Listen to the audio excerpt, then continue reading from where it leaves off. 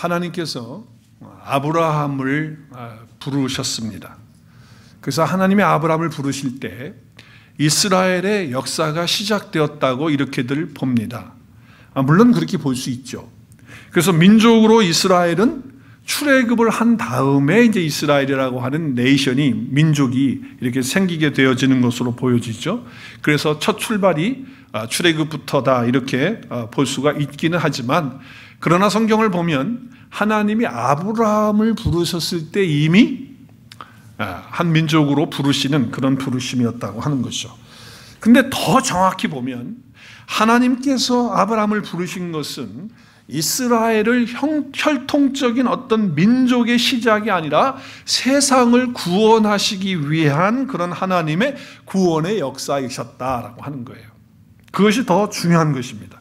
그런데 유대인들은 지금도 아브라함을 자기들의 혈통적인 조상으로, 또 민족의 조상으로 아브라함을 그렇게 보고 있습니다.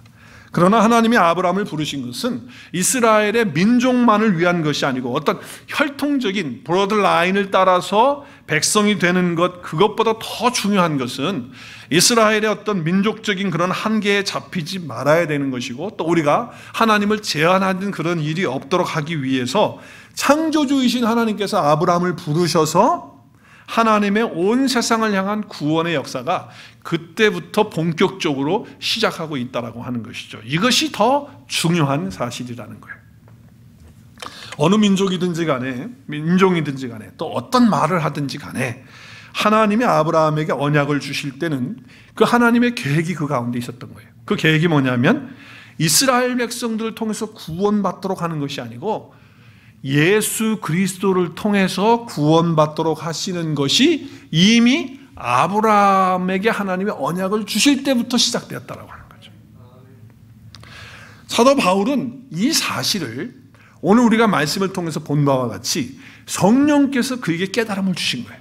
성령께서 감동을 주시고 은혜를 주셔서 그것을 알게 한 거예요.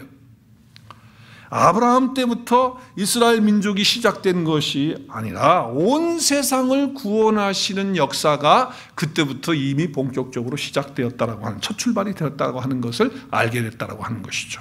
그래서 아브라함을 하나님 부르시면서 뭘 주셨어요? 복을 주셨죠. 복을 주시면서 세 가지의 복을 주셨죠. 어떤 복입니까?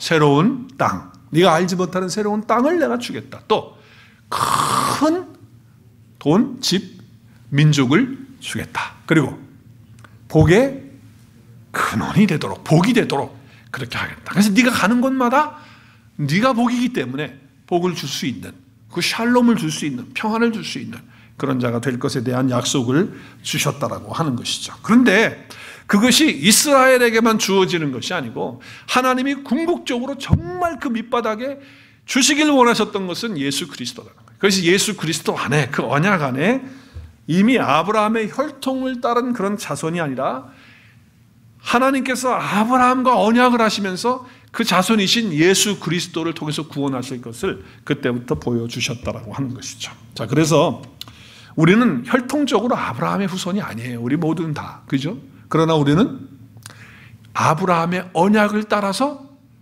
하나님의 자손들이 된 거죠. 믿습니까? 우리는 그래서 언약의 자손이 된 거예요. 우리 함께 선포했으면 좋겠어요. 나는 언약의 자손이다. 시작.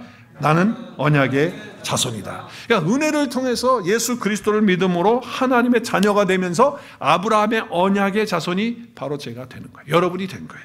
자, 근데 오늘 본문 말씀에서 이 말씀은요, 창세기의 말씀, 그러니까 아브라함에게 하나님이 오셔서 말씀하시면서 언약을 하셨을 때 그 말씀을 오늘 갈라디아에서 바울이 깨닫고 성령의 감동으로 깨닫고 말씀을 하고 있는 것이기 때문에 창세기의 말씀을 좀 봐야 돼요.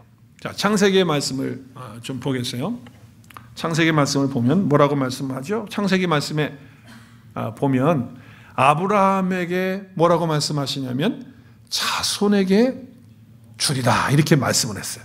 자, 그러면 갈라디아서에서 말씀을 보죠. 오늘 본문 3장 16절이죠. 3장 16절 본문을 보면 이 약속들은 아브라함과 그 자손들에게 하신 것인데, 자손에게 하신 것인데, 말씀하신 것인데 여럿을 가리켜 그 자손들이라 하지 아니하시고 오직 한 사람을 가리켜서 내 자손이라 했다는 거예요. 자, 보세요. 아브라함에게 큰 자손을 주겠다. 내 자손들을 주겠다. 그럼 자손이 많잖아요. 그러면은 영어로 표현하면 플러럴이어야 돼요. 복수를 해요. 복수. 그죠?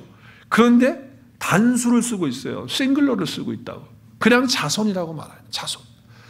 그럼 왜 자손이라고 말했을까? 하나님께서 왜 아브라함에게 언약을 주시면서 내가 네 자손들에게 이렇게 말씀하지 않으시고 자손들이라고 하지 않고 자손이라고 했을까? 그 이유는 한 사람을 가리켜서 말씀하고 있기 때문이다.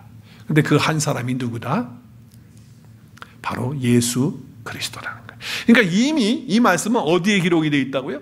창세기 12장에 기록되어 있는 말씀이에요. 하나님이 아브라함에게 나타나셔서 뭐라고 말씀하세요? 이 땅을 내 자손들에게 준다고 하는데 여기 자손들이 아니고 뭐예요? 자손에게 주리라 하신지라. 그래서 단수를 쓰고 있다는 거죠. 그래서 자기에게 나타나신 여호와께 감사하면서 제단을 쌓게 됩니다. 자, 그런데 하나님이 아브라함에게 한 번만 나타나서 언약하신 것이 아니고 세 번에 걸쳐서 언약을 해요. 창세기에 13장 15절에 가서 보면 화면에 안 나오는데요. 13장 15절에 가서 보면 뭐라고 말씀하시냐면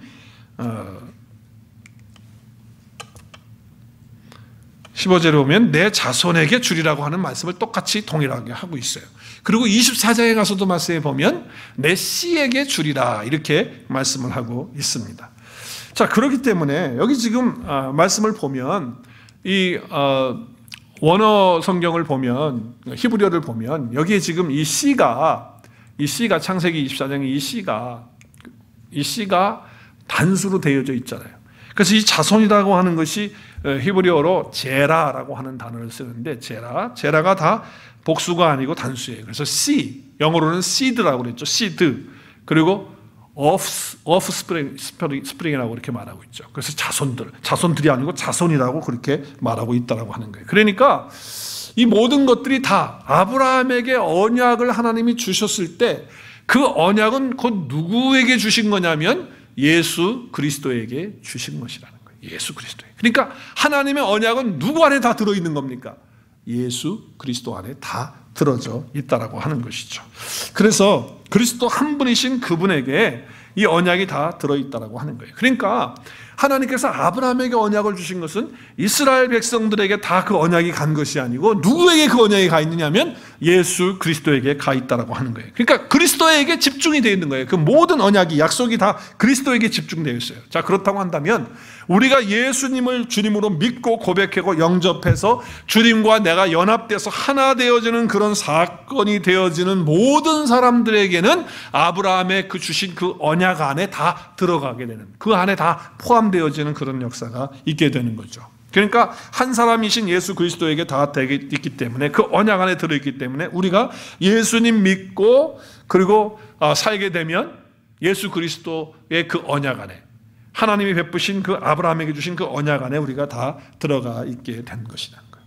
이미 우리는 하나님이 아브라함에게 언약하실 때 우리는 다 지금 태어나지 않았지만 씨로 있는 존재들인데 우리도 그 안에 다 들어가 있는 그런 존재들이 되었다는 거예요. 그러니까 지금 바울은요, 이 하나님의 언약을 깨달으면서 자기가 그렇게 구약을 많이 공부하고 바리새인으로서 정말 똑똑한 사람으로서 그렇게 바리새인으로 율법을 지키고 행하는 모든 것들을 다 해봤는데 결국은 하나님이 지혜를 주시고 하나님께서 밝히 조명해 주시면서 뭐라고 말씀하시냐면 그 모든 언약은 예수 그리스도 한 분에게 다 들어가 있다. 그러니까 예수 그리스도를 만나고 그분을 믿고 그분을 영접하게 되면 그 모든 아브라함에게 주었던 그 언약이 그리스도 때문에 나의 것이 다 되어지는 그런 놀라운 축복이 있게 된 것을 바울이 알게 되는 것이죠. 자, 바울은 갈라디아서나 로마서를 쓰면서 이렇게 얘기를 해요.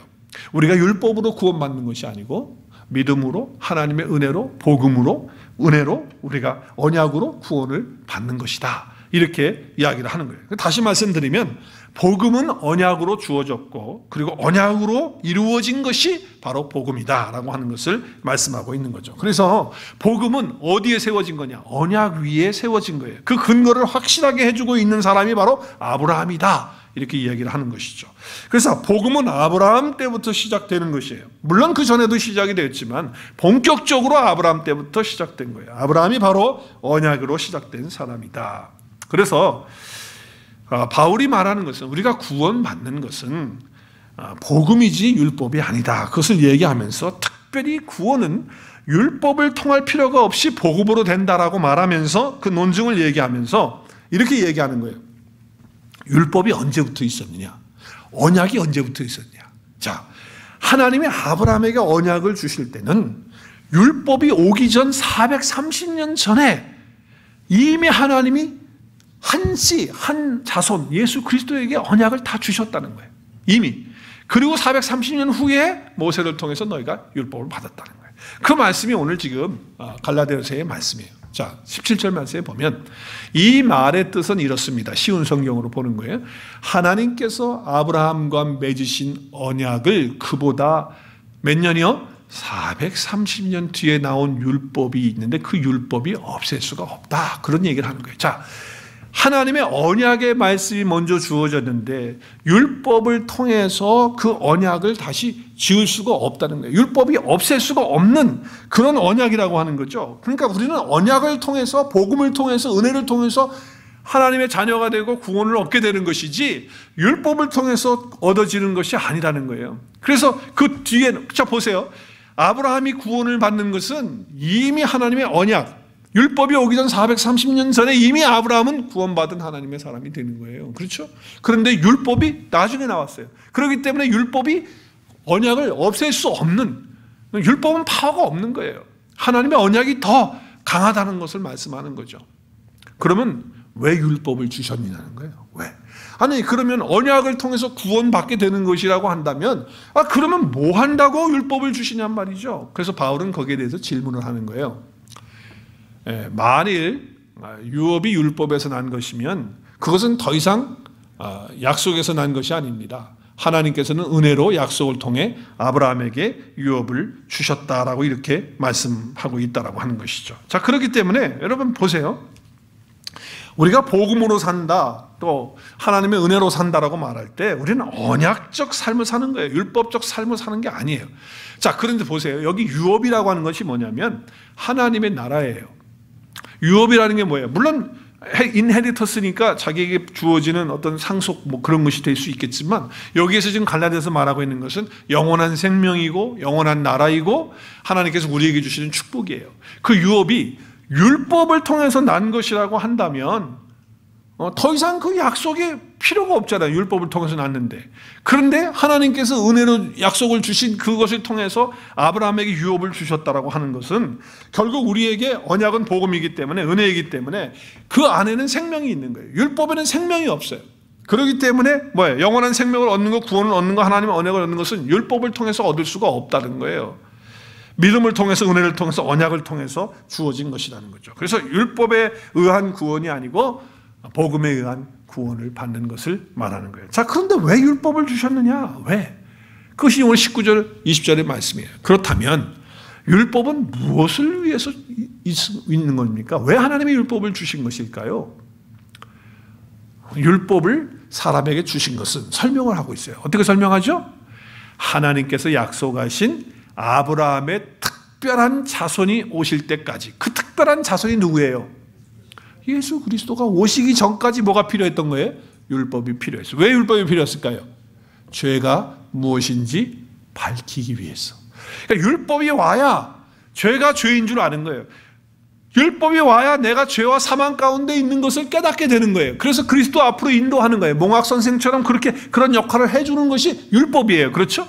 그러니까 하나님께서 율법을 주신 이유는 예수 그리스도께서 오시기 전까지, 오실 때까지 그 율법이 필요했기 때문에. 여러분, 율법에는 생명이 없어요. 율법에 뭐만 있습니까? 여러분, 율법은 너는 죄인이다. 그 죄 때문에 죽는다. 그리고 너는 심판이 있다.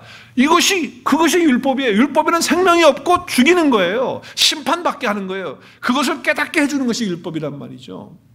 그렇기 때문에 율법 자체를 가지고 그것을 열심히 지킨다고, 그 율법 따라서 순종한다고 구원이 이루어지고 의롭게 되어지는 것이 아니거든요. 그래서 하나님께서 그 아브라함의 자손 한 사람, 예수 그리스도가 오실 때까지 죄가 무엇인지 깨닫게 하기 위해서 무엇을 주셨다? 율법을 주셨다. 그래서 누구에게로 올 수 있도록, 의롭게 해줄 수 있는, 생명을 줄 수 있는 예수님에게로 올 수 있도록 그렇게 주셨다는 거예요. 자, 그러면서 말합니다. 율법은 하나님께서 중재자의 손에 빌어서 천사들을 시켜 만든 것. 이게 무슨 얘기냐면, 율법은 사람인 모세에게 하나님의 메신저가 그에게 주신 거예요. 그렇죠. 모세에게 주셨다고. 그래서 모세는 어떻게 했어요? 하나님과 사람들 사이에서, 자기도 사람이지만 그 중간에서 중재 역할을 하면서, 미디에이터 역할을 하면서 하나님과 사람들 앞에서 중재하는 그런 일을 모세가 했다라고 하는 거예요. 율법을 가진 모세는 그렇게 했다는 거예요. 그런데 그것이 이제 한 자손이신 예수 그리스도, 그 씨가 되신 예수님, 언약이신 예수님이 오셔서 이제 하시는 그 중보의 역할은 하나님과 사람 사이 중간에 역할할 필요가 없는 거예요. 예수님 안에 딱 들어오게 되면 직접 하나님께 나갈 수 있게 되니까 중재자가 필요가 없다는 게 바로 20절의 말씀이에요. 그러면서 그 중재하는 사람이 계시는데 그 사람이 누구시냐면, 사람이 아니고 누구라고요? 하나님은 한 분이시라는 말이 무슨 얘기예요? 그 중재자이신 예수님이 바로 하나님이시다 말씀하시는 거예요. 그래서 그 하나님이신 그분께서, 예수님께서 오셔서 우리가 그 안에 들어가서 믿음으로 그 언약 가운데 있게 되면 우리는 모세와 같은 중재자가 필요 없이 직접 하나님 앞에 나가는 놀라운 축복을 받게 되어서 우리는 뭐예요? 하나님 앞에 의롭다함을 받는 사람이 된다라고 하는 거예요. 이것이 바로 이 말씀이에요. 오늘 갈라디아서 말씀이에요. 그러니까 율법을 주신 것은 하나님께서 약속하신 아브라함의 자손 누구? 예수 그리스도 오실 때까지만 유효한 거고, 율법은 죄가 무엇인지 밝히기 위한 것이고, 또 언약과 율법이 또 다른 것이 있는데 오늘 19절에 보니까 율법을 주실 때는 천사 사자들을 통해서, 메신저를 통해서 한 사람 세워서, 사람을 세워서 했지만, 그렇지만 이제 아브라함에게 약속을 주실 때, 언약을 주실 때는 어떻게 했다? 그 한 분 예수 그리스도를 통해서 주실 때는 바로 예수 그리스도 안에서, 그 언약 안에서 하나님께 나가서 교제하고 하나님 만나서 하나님 앞에 의롭다함을 받게 되는 그런 놀라운 역사를 이루게 되셨다. 그분이 누구시냐? 그 언약이신 한 분이신 그 씨가, 그 자손이 누구시냐? 예수 그리스도인데 그분이 바로 하나님이시다 라고 하는 것을 바울이 지금 말하고 있는 거예요. 자, 그렇다면 율법과 언약이, 율법과 복음이, 율법과 은혜가 반대가 되는 것 같은 느낌 받죠? 그래서 바울이 이렇게 질문을 해요. 오늘 말씀에, 그렇다면 율법은 하나님의 약속과 반대가 되는 것입니까? 그렇지 않습니다 라고 답을 해요. 그럼 설명을 하죠. 왜 그렇게 설명합니까? 만약 사람에게 생명을 주는 것이 율법에 있었다면, 자, 율법 안에 생명이 있었다면, 그러면 율법을 지킴으로 다 생명 얻고 의롭다함을 얻을 수 있지 않았겠느냐는 거예요. 그런데 율법 안에는 생명이 있어요, 없어요? 율법 안에는 생명이 없어요. 뭐만 있어요? 죄를 지적하고 정죄하고, 그리고 너는 죽는다는 심판만이 있어요, 율법에는. 그러니까 율법 가지고 자기가 아무리 애를 쓰고 노력하고 지킨다고 해서 생명 얻는 것도 아니고 의롭다함을 얻을 수가 없는 것이다라는 말씀을 하고 있는 거죠. 바울은요, 얼마나 율법을 철저하게 어려서부터 지켰던 사람인지 몰라요. 철저하게 지켰던 사람이에요. 근데 그 안에는 뭐가 없다? 생명이 없다. 그렇기 때문에 의롭다함을 육체가 하나도 없다는 것을 깨닫는 거예요. 그러면서 우리는 아브라함에게 주신 그 언약이신 한 씨로 자손으로 오신 누구? 예수 그리스도 안에 믿음으로 의롭다함을 얻는 것이다. 할렐루야. 자, 그렇기 때문에 지금 율법으로는 의롭다함을 얻을 수 없고 아름다운 삶을 살 수도 없기 때문에 아브라함에게 언약하신 그 언약을 바울이 지금 성령의 감동을 통해서 말씀하고 있는 거예요. 자, 그러면 이것이 복음이고 이것이 언약인데, 자, 오늘 말씀 22절이 이제 결론이죠. 오늘 22절에 보면, 그러나 성경은 모든 것이 죄 아래 갇혔다고 말합니다. 그렇죠? 뭐라고 말해요? 모든 사람이 죄를 범하였음에 하나님의 영광에 이르지 못하는 거예요. 그러니까 죄 가운데 살면 사망이 그 가운데 있는 거예요. 그러니까 포로되어서 잡혀서 사는 삶과 죽음 아래 있는 거예요. 자, 그런데 그것은 약속하신 것을 예수 그리스도를 믿는 믿음에 근거하여 믿는 사람에게 주시려고 한 거다. 그러니까 죄 아래에 있는데, 우리 다 죄 아래 갇혀서 죄와 사망 가운데 있는 자들을 살리시기 위해서 하나님이 아브라함에게 뭐 하셨다? 약속하셨다. 그 약속하신 분이 누구시다? 예수 그리스도시다. 그래서 그 예수 그리스도를 믿는 믿음에 근거해서 어떻게 해요? 그 약속을 받도록 하셨다 말씀하시는 거예요. 자, 그런데 오늘 여기 말씀에 보면 NIV 성경이거든요. 영어 밑에가 지금 있는 게, 거기 보면 중간에 보면 so that what was promised being given through faith in Jesus Christ. 거기 보면 뭐라고 썼냐면은 in이라고 하는 단어를 썼어요. in. 그러니까 faith in Jesus Christ. 그리스도 안에 있는 믿음을 통하여 하나님의 약속을 받는 거예요. 그러니까 내 믿음이 아니고 그리스도 안에 있는 믿음이에요. 근데 이것을 이 헬라어 원문으로 킹 제임스 버전이 훨씬 더 잘 번역을 했어요. 그래서 킹 제임스 번역을 좀 보겠어요. 킹 제임스 성경을 보면 그러나 성경이 기록한 모든 것을 죄 아래 가두어 두었으니 이것은 주께서 믿는 자들에게, 여러분이 여기다 그 다음에 줄을, 빨간 줄을 치셔야 돼요. 예수 그리스도의 믿음으로 여기다 줄을 치셔요. 다 동그랗게 치세요. 예수 그리스도의 믿음으로 말미암는 약속을 주시는 거예요. 그래서 영어 성경 킹 제임스에 보면 뭐라고 그랬어요? Promised by faith of Jesus Christ. 예수 그리스도의 믿음에 의해서 약속을 받는 거예요. 자, 이거를 제가 이제 여러분이 그릭을 잘 모르시지만 제가 이제 토를 달았으니까 여러분 예수 그리스도의 믿음, the promise by faith of Jesus Christ. 그걸 갖다가 헬라어로 보면 피스테오스, 이게 소유격, 피스테스가 믿음이거든요. 근데 피스테오스 그러면 이게 소유격이 되는 거예요. 뭐뭐의 이렇게 되는 거예요. 단수로. 그리고 예수가 이예수스거든요. 이예수스가 예수인데 그게 주격인데 그것을 소유격으로 바꾸면 이예수예요. 그렇게 되고 크리스토스가 그리스도예요. 그런데 크리스토우 그러면 소유격이 되는 거예요. 그러니까 지금 전체가 다 뭐로 되어 있어요? 전체가 다 지금 그래머가 문법이 어떻게 되어 있어요? 단수로 소유격으로 다 되어 있어요. 그러니까 예수 그리스도의 믿음이에요. 한번 따라하겠습니다. 나의 믿음이 아니라 그리스도의 믿음으로 살아야 진짜 믿음 생활하는 겁니다. 여러분, 우리가 신앙생활할 때 너무나도 우리는 나의 믿음을 가지고 신앙생활 하려고 하는 데가 너무 많아요. 나의 믿음이 아니에요. 하나님, 아브라함의 믿음도 언약의 믿음이에요. 언약의 믿음. 그 자손, 그 예수 그리스도를 받아서 그 안에서 누리는 그분의 믿음으로 사는 거예요. 예수님의 믿음이 어떤 믿음이에요? 하나님만을 전적으로 신뢰하고 트러스트하는 그런 믿음으로 예수 그리스도께서 사셨어요. 그렇죠? 그렇기 때문에 예수 그리스도의 믿음으로 살아야 된다라고 하는 거예요. 자, 그러면 여러분이 생각할 거예요. 그럼 예수 그리스도의 믿음으로 산다는 게 대체 뭐냐? 그냥 믿음은 믿음이지, 내가 믿습니다, 발음 세게 해가지고 쌍시옷 여러 개 해가지고 믿습니다 하면 믿는 거지, 뭘 거기다가 그리스도의 믿음은 또 뭐냐, 이 잘 이해가 안 된다.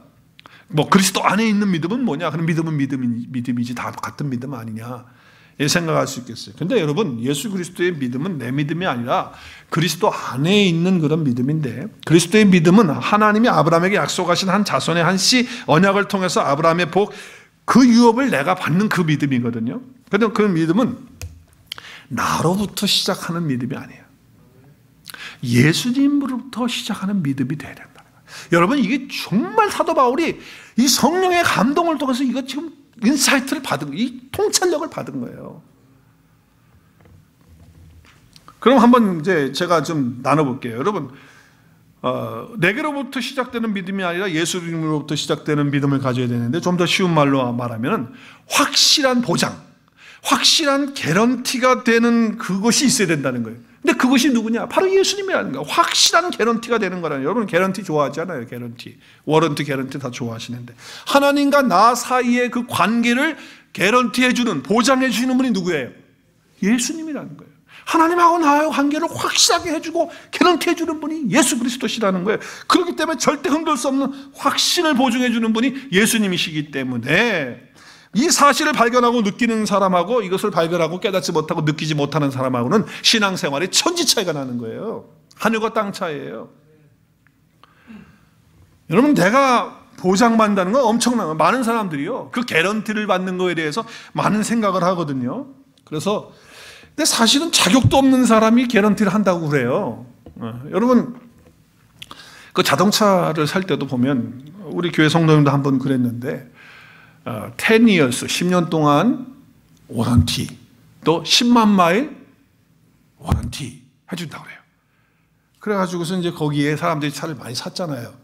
그래서 샀어요. 근데 이분도 샀던 거예요. 그런데 엔진에 문제가 있었어요. 그래가지고 딜러에 가지고 갔죠. 워런티가 있는 줄 알고 가지고 갔더니 10만 마일에 10이어잖아요. 그래 딱 가서 마일리지를 체크해 보니까 10만 3천 얼마를 뛴 거야. 그러니까 딜러에서 뭐라고 그랬겠어요?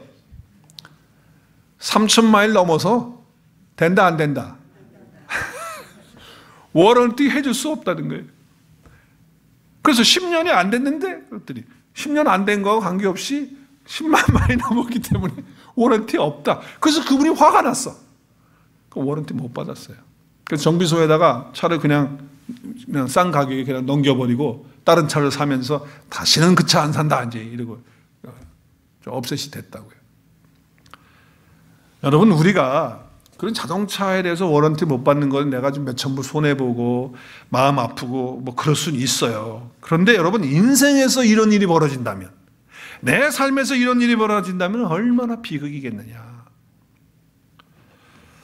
그렇기 때문에 개런티가 된 인생하고 개런티가 되지 않은 인생은 정말 많은 차이가 있는 거예요. 어느 분이 결혼한 지가 4년이 된 거예요. 4년이면 뭐 거의 신혼이죠. 4년. 결혼이 4년 됐는데 남자가 갑자기 죽었어요. 요절이야, 요절. 갑자기 죽게 된 거예요.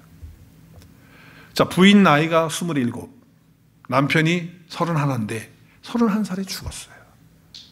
그러니까 그 장례식에 어떻겠어요?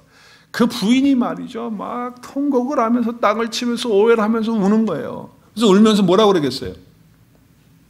네, 뭐라고 말하겠어요? 평생 당신이 나를 책임진다고 해놓고 먼저 가면 어떡해 그러면서 평생 나를 책임진다고 해놓고 먼저 가면 어떡해 먼저 가면 어떡해. 죽은 젊은 남편이 거짓말한 건 아니에요. 그렇죠? 정말 내가 평생 당신을 행복하게 해줄게, 내가 책임져 줄게, 그런 얘기 했죠. 그러나 그렇게 일찍 갈 줄 몰랐죠. 자, 보세요. 그렇게 얘기할 때는 뭐예요? 내가 당신보다 더 오래 살아서 당신을 이렇게 책임지고 행복하게 해줄게 하는 그런 마음으로 결혼을 하고 그렇게 또 약속을 해서 살게 된 거 아니겠어요? 그게 사실일 거예요. 그런데 자격이 없어요. 그 사람은 그렇게 개런티 할 수 있는 자격이. 그렇게 죽어버리는데 무슨 자격이 있어요? 내가 평생 책임진다는 말을 적어도 나보다 먼저 안 죽겠다는 그런 말인데 먼저 죽어버리니까 그게 무슨 자격이 있는 거예요? 또 어떤 분은 자기가 능력도 별로 없는데 그렇게 말하는 사람도 있어요. 저도 그렇게 말하는 사람 중에 한 사람이거든요. 여기 앞에 있어요. 지금 앞에 결혼하면서 우리 결혼하기 전에 한 1년 반 연애했는데 뭐 편지로 연애하고 뭐 전화로 연애하고 만나서 연애하고 이제 그랬는데 연애하면서 뭐 이런저런 얘기 많이 했어요.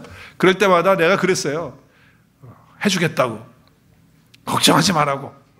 내가 다 해줄게. 근데 그때 진심이었어요. 거짓말 아니었어요. 정말 다 해주고 싶은 마음이었어요. 근데 뭐가 안 돼요? 능력이 안 돼.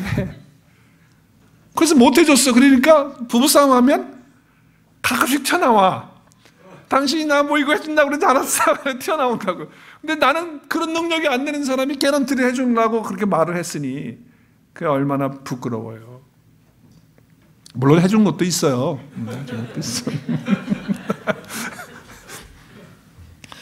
여러분, 하지만 예수님은 전혀 그런 문제 없으신 거예요. 확실한 삶의 보장이 되시는 그런 분이시죠.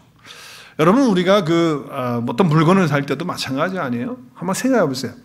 어떤 회사에서 물건을 파는데 이렇게 광고를 해요. 머니백 개런티. 이건 뭐 그냥 개런티도 아니야. 무슨 개런티야? 머니백 개런티 해준다니까 좀 비싸도 조금 이렇게 좀 그래도 마음에 부담이 돼도 어때요? 머니백이라고 하니까 이거 좀 안 좋으면 다시 물릴 수 있지. 돈 받을 수 있으니까. 그래서 자신 있게 산단 말이에요. 그래서 사서 쓰고 있는데 그 회사가 일이 잘 안 돼가지고 망해버리면 어떡해? 머니백 받아 못 받아? 못 받아요. 그러나 예수님은 죽거나 망하는 그런 분이 아니십니다. 할렐루야. 영원히 살아계신 분이십니다. 그분이 우리의 개런티가 되는 거예요. 개런터가 되고 개런티가 되는 거예요. 영원히 흔들리지 않는 분, 그분의 믿음을 갖는 거예요. 그리스도의 믿음. 나로부터 시작하는 믿음이 아니라 그분으로부터 시작하는 그런 믿음인 거예요. 너무나 많은 사람들이 목사를 개런티해요. 목사를 갖다가 어떤 자기가 보장할 수 있는 사람으로 생각을 해요. 그래서 신앙의 위기를 맞는 사람이 얼마나 많은지 몰라요. 지금도 제 주변에는요, 그것 때문에 교회 안 다니고 예수 안 믿겠다고 하는 사람도 있어요. 지금 현재에도. 목사는 그 마음속에 죄가 없는 사람이죠. 할렐루야.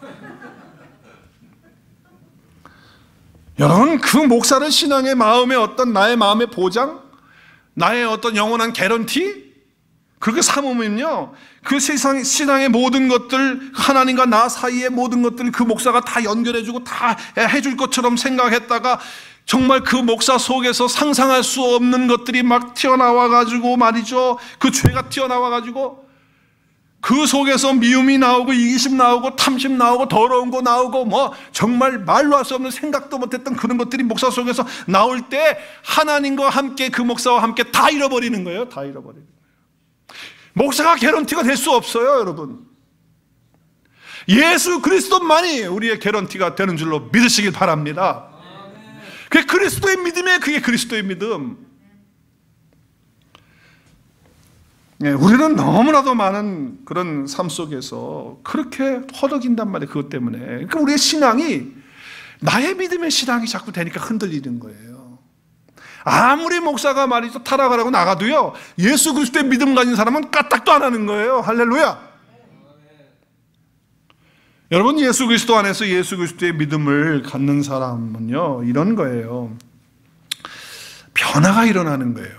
내 삶 속에 새로운 변화가 일어나는 사람은 그리스도의 믿음을 가지고 있는 사람이에요. 내 믿음이 아니고, 나로부터 시작된 내가 중심이 되는 믿음이 아니고 그리스도의 믿음, 그리스도 안에 있는 믿음, 그리스도의 믿음을 가진 사람은 변화가 일어나는데, 어떤 변화가 일어나냐면 실패에 대한 어떤 두려움, 실패에 대한 어떤 불안, 또 뭐 좀 일이 계속해서 안 좋은 일이 계속 겹치면은, 그러면 이건 또 나한테 저주가, 컬스가 오는 거 아니야? 나한테 이거 좀 안 되는 거 아니야? 이런 것들이 싹 사라져요. 사라져요. 그런 거 없어요. 내 삶 가운데 저주가 있을 것 같은 그런 절망감 없어요. 없어요. 그리고 나를 갖다가 자꾸 이렇게 뭐 이거 하면 안 되는 거 아니야? 이렇게 하면 문제 있는 거 아니야? 자꾸 이런 마음이 들 때에, 그런 굴레가, 그런 마운드가 나를 갖다가 이렇게 누를 때에 거기서 자유를 누려요. 그것이 그리스도의 믿음을 가진 사람의 삶의 모습이에요. 두려움에서 벗어난단 말이에요. 두려움에서. 갑자기 안 좋은 일이 일어날 것 같다, 뭐 그런 생각 속에서 벗어나게 되고요. 또 어떤 일에 대해서 이거 갑자기 나 이러다 죽는 거 아니야? 또 갑자기 이게 모슬병 걸려가지고 나 이거 또 이래가지고 나 쓰러지는 거 아니야? 뭐 이렇게 불안하고 이런 것들이 오려고 하다가도 그리스도의 믿음을 가진 사람은 거기서 일어나는 거예요. 넘어지지 않아요. 꼭 무슨 일을 할 때 망할 것 같은 그런 마음이 드는 거, 그런 것들도 다 이기는 거예요. 그래서 여러분, 예수 그리스도의 믿음을 가진 사람이 갖는 그 언약 안에서 믿음 생활하고 있는 그 사람의 축복 중에 축복은 뭐냐면 자유함인 줄로 믿습니다. 자유함이에요. 여러분, 신앙생활의 클라이막스, 신앙생활의 그 절정이 있다면 자유예요. 자유.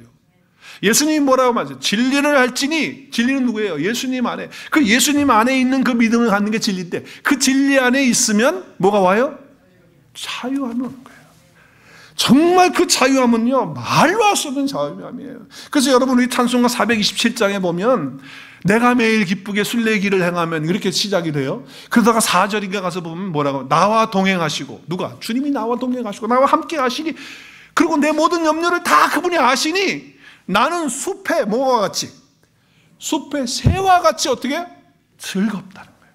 여러분, 새가 뭐 새장에 갇혀가지고 있는 것도 아니고 어디에 묶여 있는 것도 아니고, 정말 그 넓은 숲 속에서 말이죠, 그 새가 기뻐서 즐거워서 말이에요, 그 숲 속에 그 새처럼 자유함을 누리는 것, 이것이 바로 그리스도의 믿음을 가진 사람의 변화라고 하는 거예요.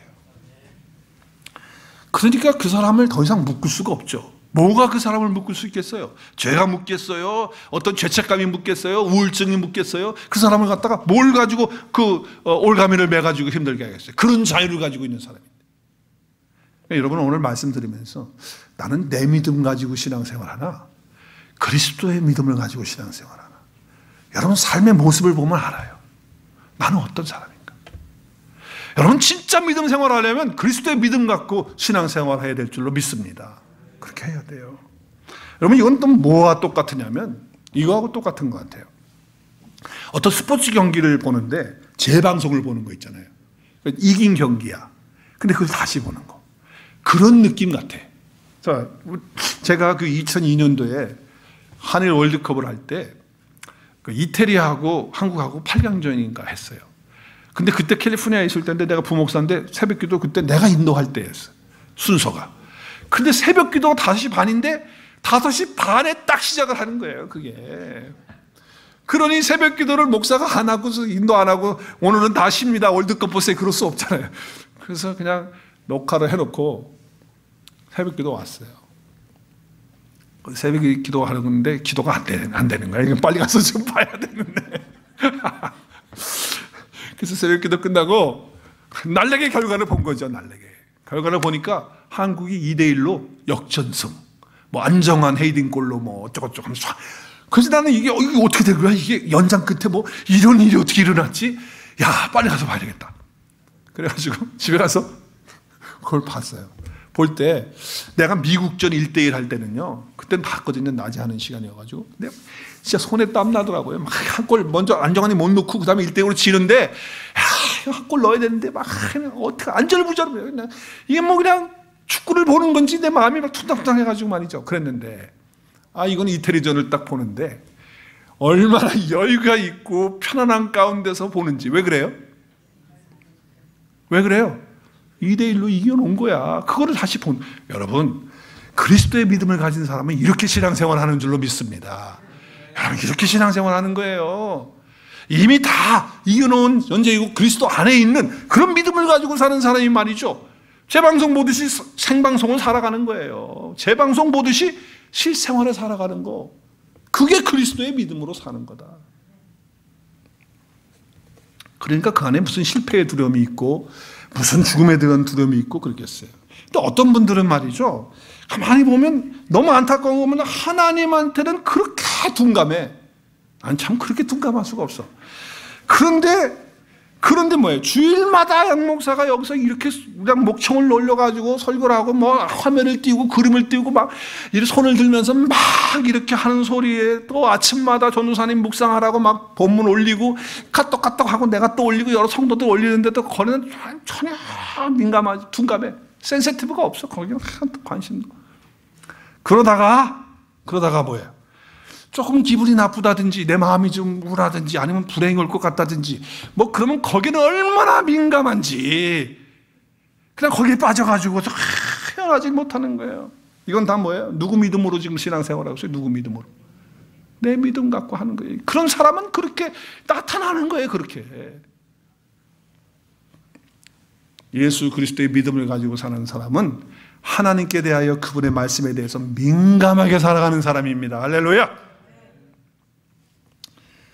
내가 아무리 신앙이 있어도 내 마음에 하루에도 몇 번씩 뒤집어지는 그런 사람이 있잖아요. 막 하루에도 몇 번씩 그냥 제주도 날씨처럼 아침에는 맑았다가 점심에는 비 왔다가 막 그러더라고요. 신혼여행 가보니까 그러더만요. 꼭 그런 날씨처럼. 왜 그러냔 말이죠.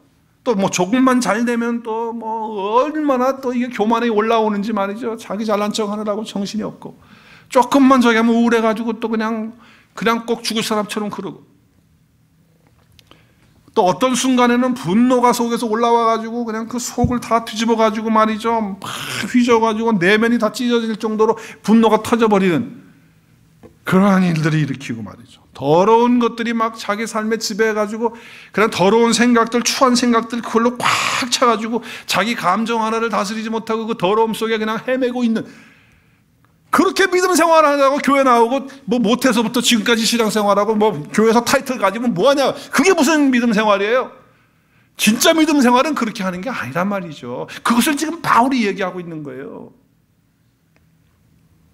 내 마음이 아무리 요동쳐도 그 내 믿음이 아니니까. 예수님의 믿음이니까 흔들리지 않고 망하지 않고 넘어지지 않는 것입니다. 여러분 가족도 마찬가지예요.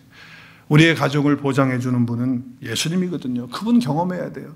자녀가 속을 썩일 수 있어요. 남편과 아내가 내 마음에 안 들 수 있어요. 그래도 이 가족을 만들어 주시고 구성하신 분이 누구예요? 우리의 개런티 되시는 예수님이 그렇게 해주신 거 아니에요? 그렇잖아요. 남편, 아내, 내 가정의 자녀들 그 모든 것들이 다 주님 손에 있고 주님이 이렇게 하셨다고 하는 것을 받아들이고 그리스도의 믿음으로 가정을 보면, 그러면 어떻게 해요? 그 가정에서 하나님의 놀라우신 은혜를 경험하게 되는 거죠. 사업도, 사회생활도, 영적 생활도 다 마찬가지예요. 기도도 마찬가지예요. 하나님이 나에게 자꾸 이런 기도를 시킬 때가 있거든요. 하나님 왜 나에게 자꾸 이 기도를 시키지? 계속 왜 이 기도를 하게 하시지? 그런데 응답을 안 주시는 거야. 기도는 시키신데 왜 응답을 안 주시는 거지? 그러나 여러분, 그때 그리스도의 믿음을 가져야 돼요.